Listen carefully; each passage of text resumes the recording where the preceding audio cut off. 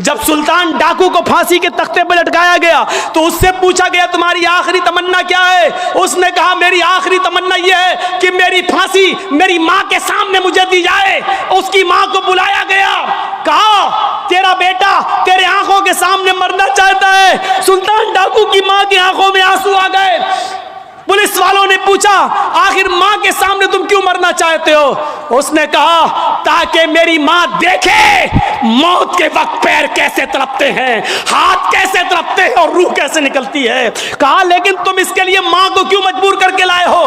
फरमाया पुलिस वालों तुम नहीं जानते हो, जब मैं 8 साल का था 10 साल का था मेरी मां ने मुझसे एक अंडा मंगवाया था। मैं एक दुकान पर गया था, मैं अंडा लेने गया था लेकिन एक अंडा मैंने चोरी कर लिया था दुकानदार का और मैं उसको अपनी जेब में भर लिया था। फिर मैंने उसके पैसे नहीं दिए थे, वापस आ गया। मैंने जब वो अंडा अपनी मां को दिया और पैसे भी वापस किए, मां ने कहा क्या हुआ अंडे वाले ने पैसे नहीं लिए। मैंने कहा नहीं मैं अंडा चुरा लाया हूं। तो मेरी मां ने मुझे थपथपाया था कि बेटा हम लोग गरीब हैं, अच्छा किया तूने ये पैसा बचा लिया, किसी और काम आएगा।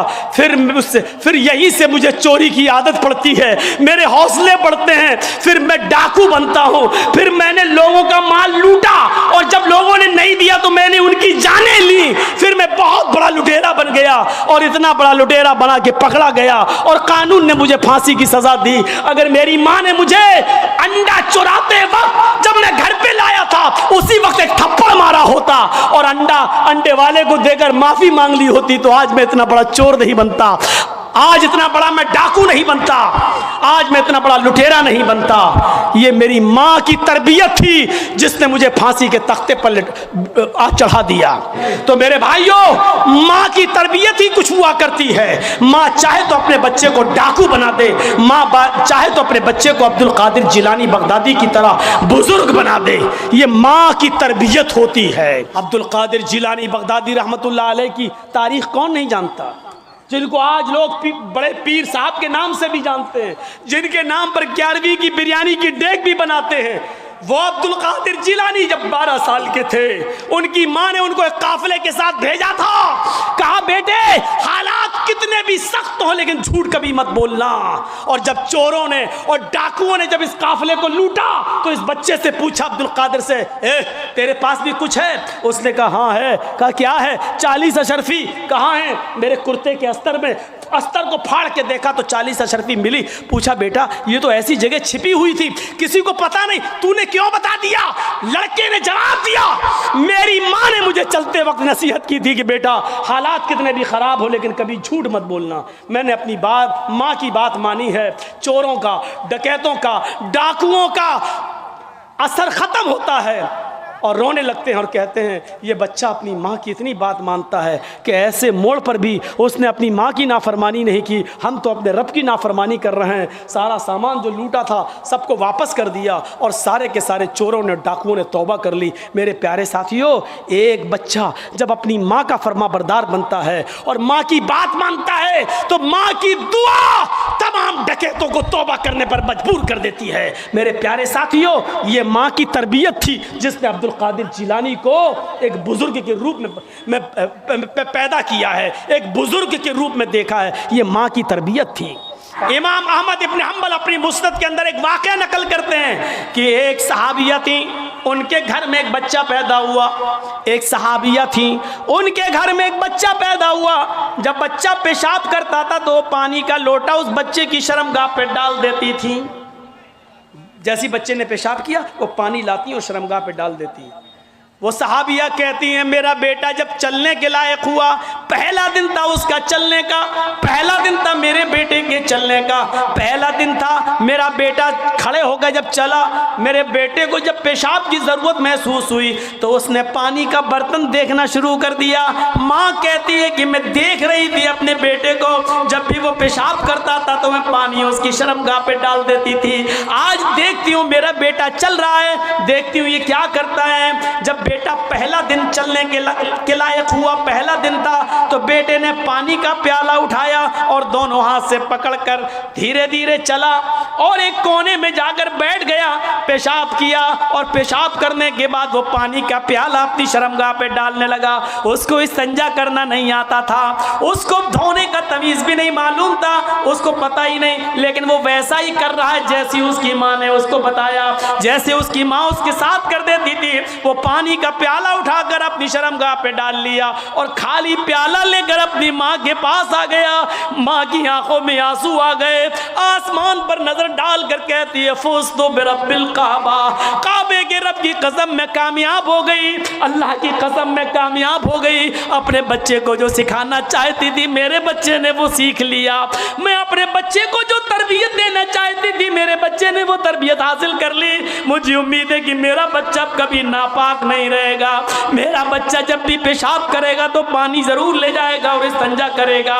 उस जमाने की माएँ अपने बच्चों को बचपन से ये आदतें डलवाती थी, और आजकल की माँ देख लो अपने बच्चे का अंडरवियर नेकर उतार कर कहती बेटा यहाँ खड़े होकर पेशाब कर ले। ये माँ अपने बच्चों को क्या तरबियत देंगी, जबकि नेपोलियन ने कहा था कि mother's lap is first college for children. माँ की गोद ये बच्चे का पहला मदरसा होती है, पहली यूनिवर्सिटी माँ की गोद है। जो बच्चा अपनी माँ की गोद से तरबियत हासिल करके नहीं निकला वो किसी यूनिवर्सिटी से तरबियत हासिल नहीं कर सकता है। आज भी देख लो किशनगंज में भी यूनिवर्सिटियाँ होंगी, किशनगंज में भी कॉलेज होंगे, उस कॉलेज से BA, MA, PhD, MBBS और MD की डिग्री लेकर निकलने वाले बच्चों की तादाद भी बहुत होगी। लेकिन उन्हीं बच्चों को देखिए खड़े होकर सड़क के किनारे पैंट की चैन खोलकर धार मार रहे होंगे, पेशाब कर रहे होंगे। ये इन यूनिवर्सिटियों के फारिगीन स्टूडेंट हैं जो फारिग होकर निकले, जिनको MD करने के बाद MBBS करने के बाद भी पेशाब करने की अकल नहीं आई है। इनसे तो बेहतर वो कुत्ता है जो कम से कम पेशाब करता है तो एक टांग तो उठा लेता है ताकि उसके ऊपर छींटे ना आए। इन्होंने यूनिवर्सिटी से पढ़ने के बाद भी ये कुत्ते से भी बदतर बनकर निकले हैं। वो यूनिवर्सिटी इनको इंसान नहीं बना सकी, वो कॉलेज उनको इंसान नहीं बना सके, वो स्कूल इनको इंसान नहीं बना सके। MD PhD करने के बाद भी आज कुत्तों से बुरी तरह पेशाब करते हुए नजर आएंगे। कह लेने दीजिए मुझे कुत्ता गधा जो कुछ भी बोलता हूं मैं सब, आज मुझे इजाजत दीजिए। मेरे भाइयों कहो कि जानवरों की इजाजत मत बोलो, हम लोग इंसान हैं। कुरान ने भी जानवरों की मिसालें दी हैं। उलाइका कल अनाम बल हुम अजल, ये चौपायों की तरह हैं बल्कि उनसे भी ज़्यादा गए गुजरे। कुरान ने कहा है ये चौपायों की तरह है बल्कि उनसे भी ज़्यादा गए गुजरे, उनसे भी ज़्यादा गए गुजरे। जब कुरान ने मिसाल दी है तो हम क्यों नहीं मिसाल दे सकते हैं? अपने बारे में सोचो सोचो। जरजीत साहब शादी से पहले किस पे सोते थे? दरी पर, चटाई पर। जरजीत साहब की शादी हो गई, जहेज में डबल बेड मिल गया, मसहरी मिल गई, बिस्तर मिल गया। शादी के बाद हमारी सोने की स्टाइल बदल गई, चलने की स्टाइल बदल गई। जरजीत साहब साइकिल पे चलते थे, अब बाइक पे चल रहे हैं, बड़े आदमी हैं, 4 व्हीलर भी दे दी होगी हो सकता है ससुराल वालों ने, अब 4 पहिए की गाड़ी पे चल रहे हैं। रहने की स्टाइल बदल सकती है, लेकिन मोहम्मदुर रसूलुल्लाह 25 साल की उम्र में जब 40 साल की एक बूढ़ी औरत खदीजा से निकाह करते हैं। खदीजा अरब की बहुत बड़ी दौलतमंद और रईस खातून थी। जब अल्लाह के रसूल की शादी उनके साथ होती है तो खदीजा अपने साथ सारा माल भी लेके आती हैं, सारा खजाना लेके आती हैं, सारा बिजनेस लेकर आती हैं। अल्लाह के नबी सल्लल्लाहु अलैहि वसल्लम शादी के बाद भी उसी चटाई पर, उसी इकहरे बिस्तर पे सोया करते थे जो शादी से पहले आप सोया करते थे। आप ताज्जुब करेंगे, एक बार अल्लाह के नबी सल्लल्लाहु अलैहि वसल्लम जिस बिस्तर पे सो रहे थे, हजरत आयशा ने उस बिस्तर पर लेट कर देखा जो काफी गड़ रही थी। फरमाया अल्लाह के नबी को ये बिस्तर कितना गड़ता होगा, कितना चुभता होगा। हजरत आयशा ने उस बिस्तर को दोहरा कर दिया, दोहरा इकहरा था उसको दोहरा कर दिया ताकि थोड़ा सा नरम हो जाए। अल्लाह के नबी उस बिस्तर पे सो जाते हैं, तहज्जुद की नमाज में नहीं उठ पाते हैं। जब आँख खुली तो फजर का वक्त था, फजर की नमाज पढ़ाने के बाद जब घर पे आते हैं तो पूछते हैं आयशा तुमने बिस्तर पर ऐसी कौन सी चीज बिछा दी थी? आयशा तुमने बिस्तर पर ऐसा क्या बिछा दिया था? आज मुझे नींद आ गई और मैं रात में अल्लाह की इबादत न कर सका, तहज्जुद के अंदर उठ नहीं सका। फरमाया ऐ अल्लाह के नबी, बिस्तर के नीचे तो मैंने कुछ नहीं बिछाया, वो बिस्तर जो इखेरा था उसको मैंने दोहरा कर दिया। मैंने लेट कर देखा, आपको कैसे नींद आती होगी, वो तो काफी चुभ रहा था, काफी गड़ रहा था, मैंने उसको दोहरा कर दिया। फरमाया आयशा ऐसा मत करो, जैसा बिस्तर पहले बिछाती थी उसी तरह बिछाओ, बिस्तर को इखेरा रहने दो, मेरी पीठ पर गड़ता है तो गड़ने दो, मेरी पीठ पर चुभता है तो चुभने दो। जब बिस्तर गड़ता था चुभता था तो मेरी आंख खुल जाती थी और मैं रात में उठ कर तहज्जुद की नमाज पढ़ लिया करता था, अल्लाह को याद कर लिया करता था। आयशा आइंदा बिस्तर उसी तरह बिछाओ, मेरे लिए आराम का ऐसा इंतजाम न करो कि बिस्तर पर मुझे नींद आ जाए और फिर मैं उस रात में उठकर अल्लाह को याद न कर सकूं, उस रात उठकर मैं अल्लाह को का जिक्र न कर सकूं, तहज्जुद की नमाज न पढ़ सकूं।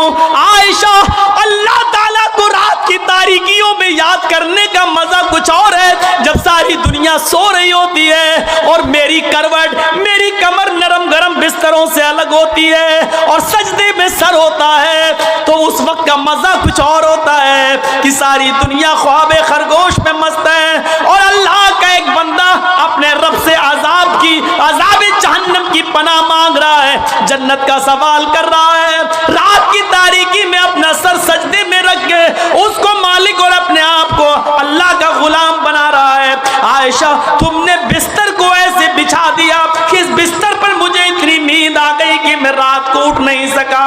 आयशा मुझे इतना आराम न दो कि मैं रात में उठकर अल्लाह को याद न कर सकूं। रहने सहने में शादी के बाद भी कोई फर्क नहीं आया, यहाँ तो शादी के बाद बिस्तर बदल जाते हैं, रहन सहन की स्टाइल बदल जाती है, रहने सहने का तरीका बदल जाता है, उसमें प्रमोशन हो जाता है, तरक्की हो जाती है। लेकिन मोहम्मद रसूलुल्लाह की जिंदगी पे नजर डालो कि अल्लाह के नबी ने शादी से पहले जिस बिस्तर पे लेटते थे शादी के बाद भी उसी बिस्तर पर, जबकि खदीजा की दौलत नबी के कदमों पे थी, लेकिन अल्लाह के नबी ने खदीजा की दौलत को अपने ऊपर इस्तेमाल नहीं किया।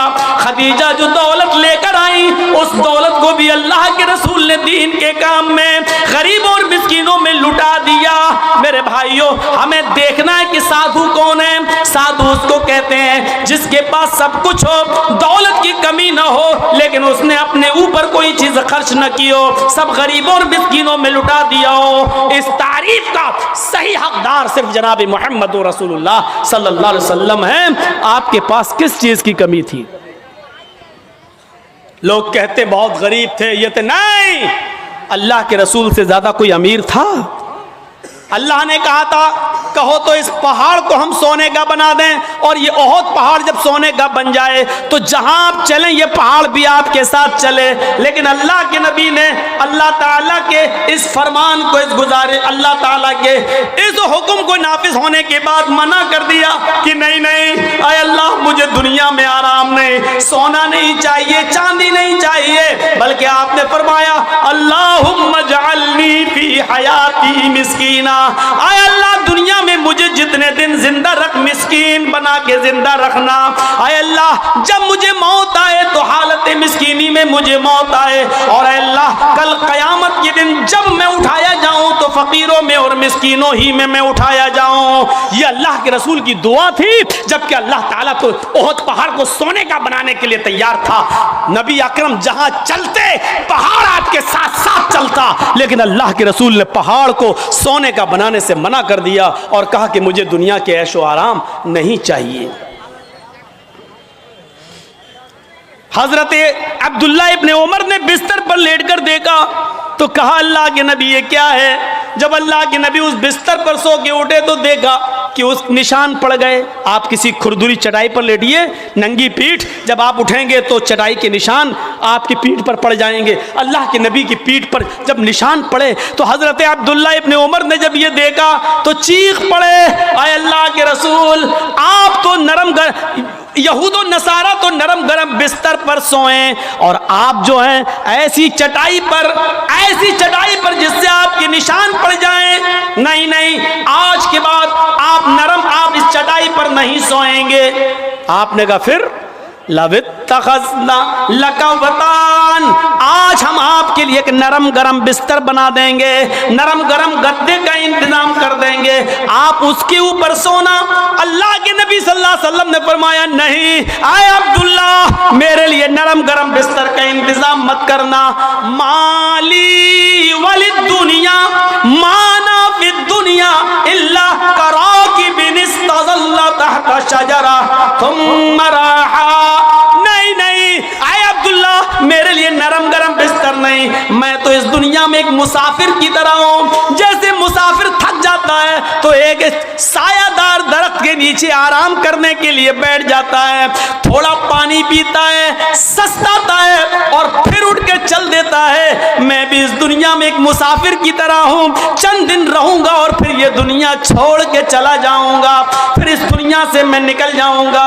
मैं तो एक मुसाफिर की तरह हूं। नहीं, एक हदीस में आता है आपने हजरत उमर को सख्ती से मना किया था, मेरे लिए नरम गरम बिस्तर न बनाना।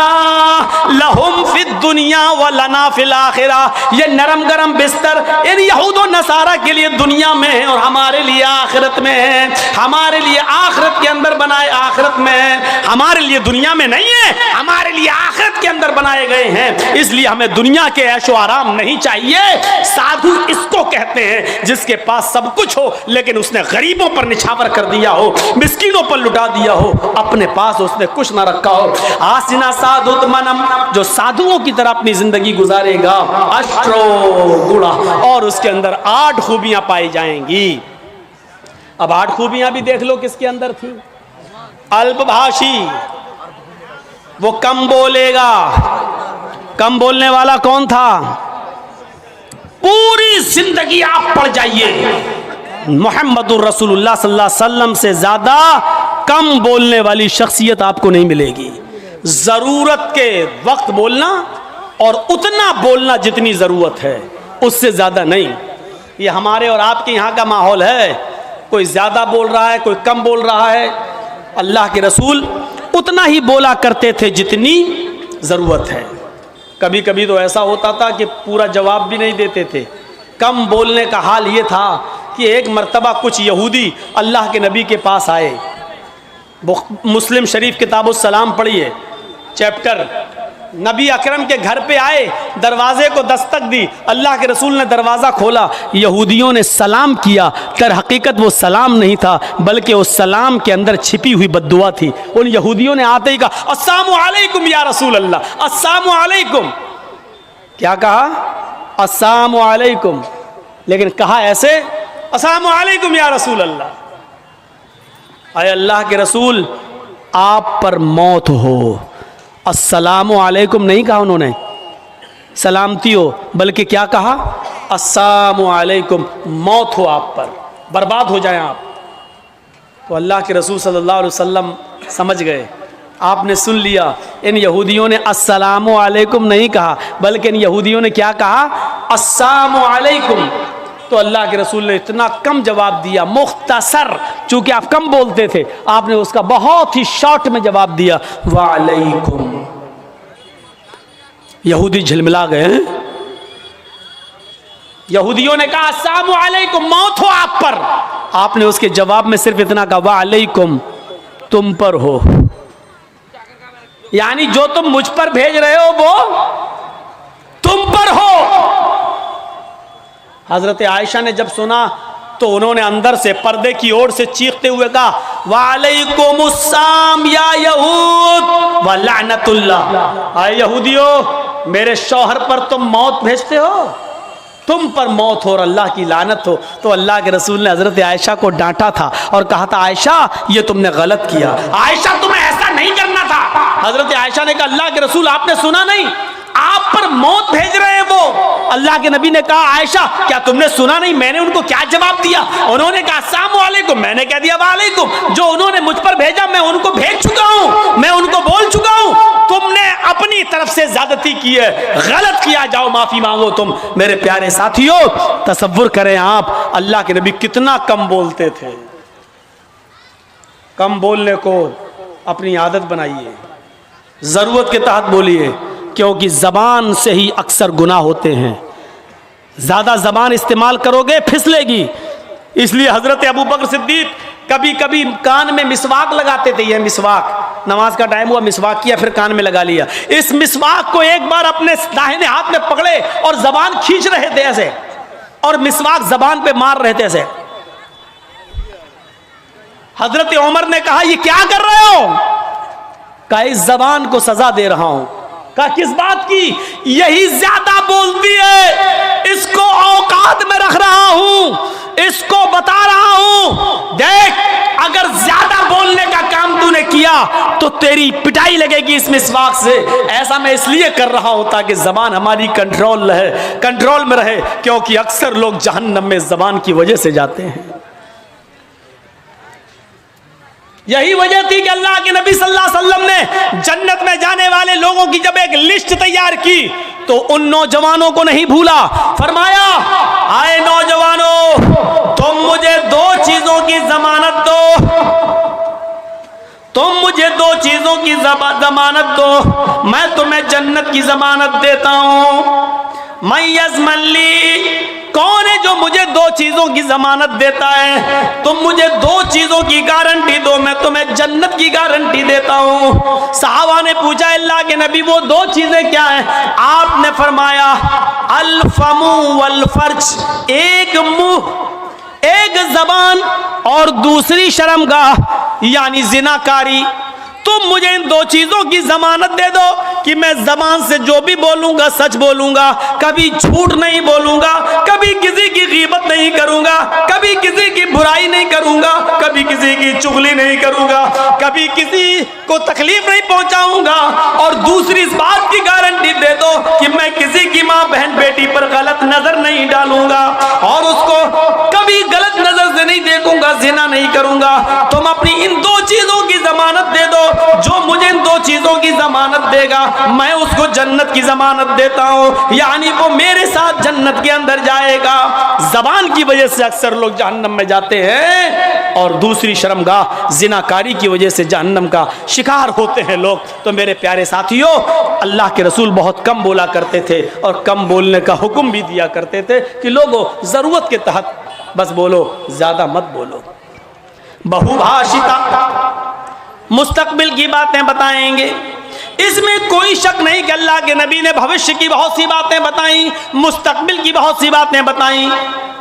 कुर्बे क़यामत ऐसा होगा, ऐसा होगा, ऐसा होगा, लेकिन आपने अपनी तरफ से कुछ नहीं बताया। मा यंतिक़ु अनिल हवा इन हुवा इल्ला वह्युन यूहा, मेरे नबी अपनी तरफ से कुछ नहीं बोलते, वो जो कुछ भी बोलते हैं अल्लाह रब्बुल आलमीन की तरफ से वही के आ जाने के बाद। लेकिन मुस्तकबिल की बातें बताई, ये बात ठीक है नहीं? देखिए अल्लाह के नबी ने 1400 साल पहले फ्यूचर की ये बात बताई थी जो आज हर्फ बहर्फ साबित हो रही है। निसाउन कासियातुन आरियातुन मुमीलातुन वमाइलात। एक ऐसा जमाना आ जाएगा, एक ऐसा जमाना आ जाएगा कि तुम देखोगे लोगों को, तुम देखोगे औरतों को, तुम देखोगे लेडीज को, तुम देखोगे ख्वातीन को, तुम औरतों को देखोगे कासियात, देखने में तो वो कपड़े पहने हुए दिखाई देंगी, बज़ाहिर तो उनके जिस्म पर कपड़ा होगा। आरियात, लेकिन हकीकत में वो बरहना होंगी, हकीकत में वो नंगी होंगी।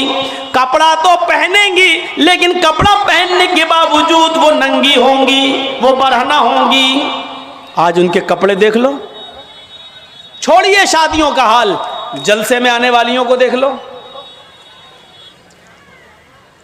ईद और बकरीद के दिन औरतों के पहनावे देख लो और अपनी जवान बच्चियों को देख लो जिनकी उम्र 10 साल से बड़ी है। याद रखिएगा 10 साल से बड़ी लड़की के ऊपर पर्दा फर्ज हो जाता है। 10 साल से बड़ी लड़की का फिर सर का एक बाल भी किसी गैर मर्द को नहीं दिखना चाहिए। हमारी नजरों में बहुत मामूली बात है, छोटी है। अल्लाह के रसूल ने फरमाया था, जब तुम्हारा बेटा 7 साल का हो तो उसको नमाज का हुक्म दो, और 10 साल का हो तो नमाज के लिए ज़बरदस्ती करो, ना पढ़े तो उसको मारो पीटो। 10 साल के बाद कुरान और हदीस के सारे अहकाम नाफिज हो जाते हैं। आजकल 10-11 साल की लड़कियां बालिग हो रही हैं। टीवियों पर सीरियल ऐसे आ रहे हैं, मोबाइलों में ऐसी ऐसी वाहियात चीजें यूट्यूब वगैरह पर, फेसबुक पर आ रही हैं कि इनको देखकर हमारी लड़कियां जो कभी 16-17 साल में बालिग होती थीं, आज 11-12 साल की उम्र में बालिग होने लगी हैं। और यानियत फैल चुकी है, शर्म हया ताक पर रखी जा चुकी है। वरना तसव्वुर कीजिए, एक कपड़ा जो जिस्म से चिपका हो, आपके पैरों से चिपका हुआ हो, और वो कपड़ा आपके घुटने और रान से होते हुए आपकी कमर तक आए, जिसको आप लेगी कहें, और इसके ऊपर एक कुर्ती पहन ली जाए और इस तरीके से मार्केट में, बाजार में शॉपिंग की जाए, ऐसी औरत को आपकी नजर में फैशन परस्त कहा जा सकता है। लेकिन मोहम्मदुर रसूलुल्लाह की नजर में ये लड़की, ये औरत नंगी है, नंगी है, नंगी